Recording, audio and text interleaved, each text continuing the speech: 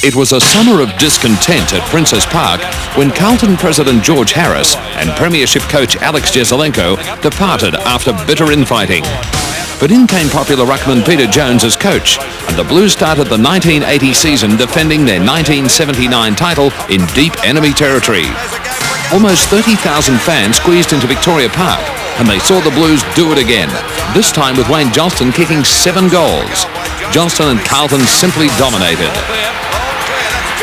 Meanwhile, Jesaulenko had packed his bags and joined the battling Saints, initially as a player. But after 2 rounds, St Kilda sacked Mike Patterson and asked Carlton's favourite son to step in. He was 34, but Jesaulenko had lost none of that magic. The Saints drew their first game under Jesaulenko, but in round 4 they met Essendon in a game fans still talk about a decade later. And not just because Crackers Keenan got himself a little confused. Fiery Phil Carman was in hot water over this incident with boundary umpire Graham Carberry. Talking, oh, did you see that one? Did you see that one?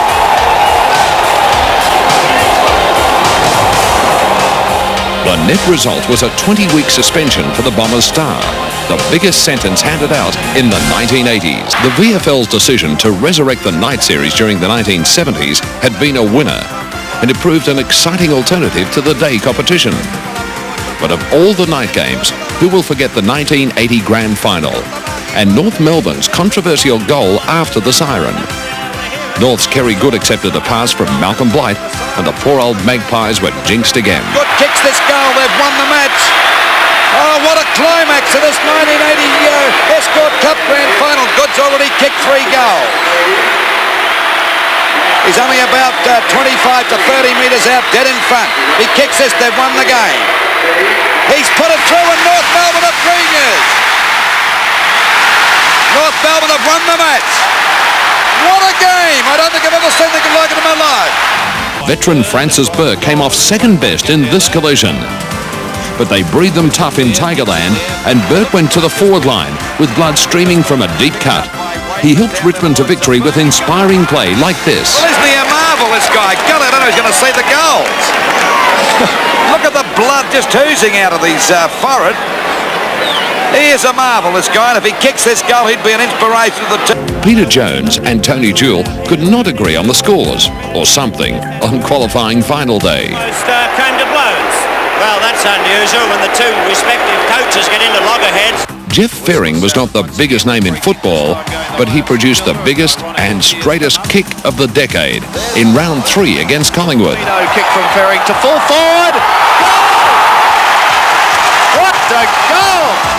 But at Carlton, everyone was in raptures about Bosustow and his aerial feats. Screws it back towards the half-forward position. Bosustow, number 2! Everyone, that is, except Jack Dyer, who thought Bosustow was a good, ordinary player. Well, Bosustow kicked 8 goals in this game against South Melbourne, so we'll let you decide.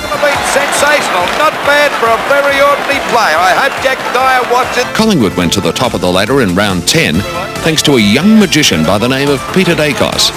This was one of his 9 goals for the afternoon. Let's put it through for another goal for the Magpies.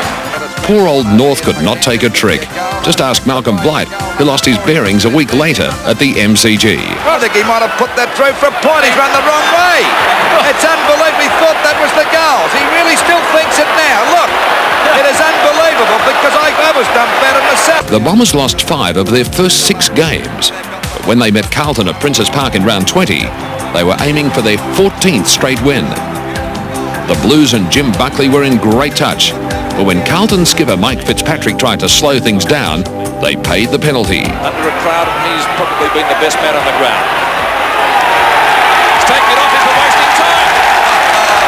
Well, he can do that, yes. Essendon turned to young champion Neil Danaher for some last-minute heroics, and the Bombers got up by a point. Could be the dress rehearsal for the grand final of 1981 as Neil Danaher comes in for the kick that could possibly win the game. And he's put it through and the Bombers have hit the front. But all good things must come to an end. And in the final round of the season, the Bombers were relegated to the elimination final when the determined Cats, fired by Terry Bright, grabbed the double chance. Bright kicks his second, takes Geelong to 6-13, 49, Essendon 6-10, 46. 1981 produced possibly the zaniest man we have seen on the football field. Melbourne full forward Mark Jackson. To everyone, he was simply Jacko. And as Hawthorn fullback Kelvin Moore discovered in round 22, there is only one Jacko. Now just what was that message Jacko was trying to pass on to Kelvin? Goodness. Oh dear. He is a one-man show down there. He's as happy as Larry, kicked his first goal, and he has told about 15,000 people in no uncertain manner. The marks of the year. Michael Roach. Peter McConville. On the ground though. The mark of the day. Peter Bosustow.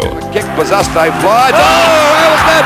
What a mark by Bosustow. Simon Madden. Simon Madden. What a magnificent mark. McConville again. Oh, McConville greatly. And Michael Roach. Could be 8 straight rows. Look at that. A goal. Ricky Barham. At the back. And that man Bosustow. Sailing norwards into Bosustow, mark of the year. Yes, it was the mark of the year.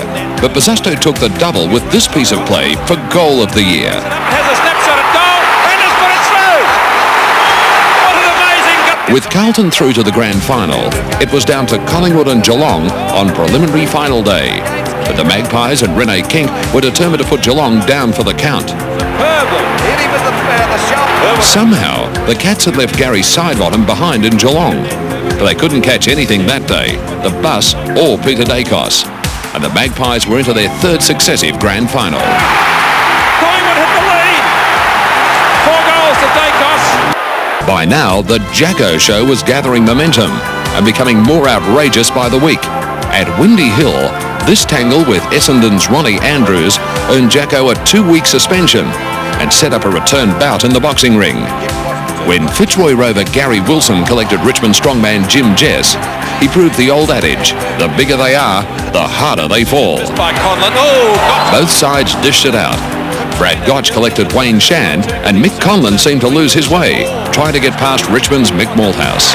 he doesn't look too good. In round 18 at Windy Hill, Leigh Matthews went some way to proving who was the best and toughest player in league football.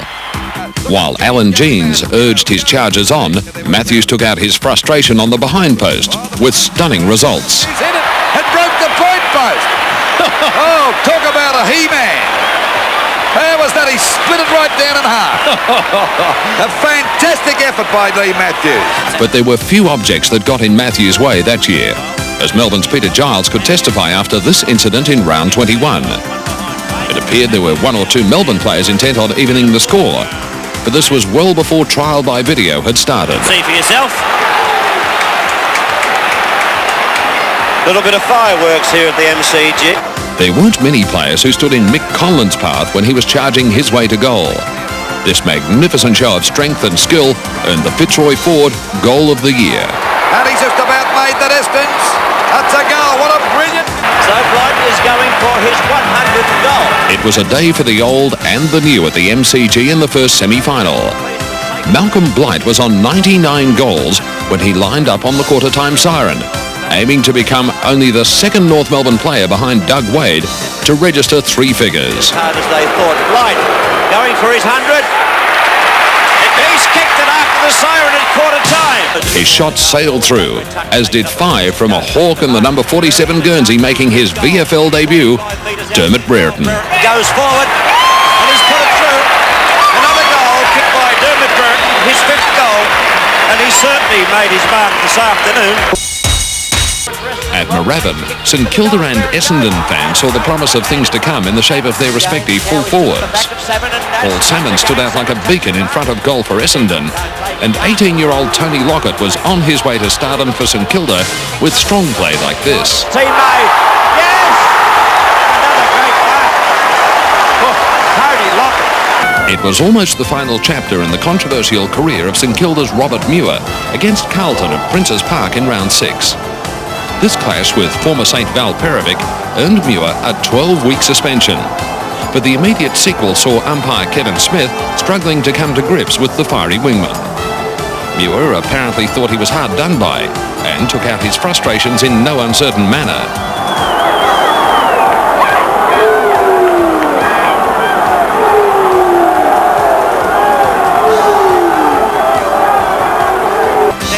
Salmon's goal-kicking feats were winning rave reviews. Geelong had unearthed a former Hawthorn player with little fuss or fanfare. But on this day against Richmond, Ablett showed just what a match winner he can be. So to Ablett, he's kicked one, he's kicked another one. Gary Ablett's going to win this game for the Cats. Hawthorn at Carlton tangled in the qualifying final. Leigh Matthews quickly put the Hawks on the scoreboard and reminded Rod Austin it was going to be the first of many. 6, in fact. It turned into a fiery contest. Firstly with Matthews going down, then Austin. Let it go, it was a nasty one. And finally Brereton. Here's a Josh Swap. 2 of them flattened. And from the Melbourne Cricket Ground, we begin the 1984 VFL Grand Final between Hawthorn and Essendon. Hawthorn were aiming for back-to-back flags when they met Essendon in the grand final. And with Matthews on target, they made a flying start. About 30 seconds. Colin Robertson added another, and it appeared that would set the trend for the rest of the day. Hawthorn, he couldn't miss them there, could he? And a great start by Hawthorn. They want to go. But Essendon coach Kevin Sheedy reached into his bag of tricks and reorganised the Bombers lineup with stunning results in a 9-goal last quarter. It started with Leon Baker, and the goals just kept coming. Towards full forward again. Oh, Bradbury, here's the goal. It's only a few points in it. Oh, those 2 goals came up in 2 minutes. Up it goes there. Baker taps the ball on. Oh, beautiful play. Goes for a goal. And I think they've hit the front. Van der Haar knocked on. There's a go now for Weston. He's put it through for a goal. What a match winner this guy's been at centre-half forward. This premiership was Sheedy's premiership with these tremendous moves on. Paul Weston and Tim Watson finally sealed the game for Essendon, giving the Bombers their first flag since 1965.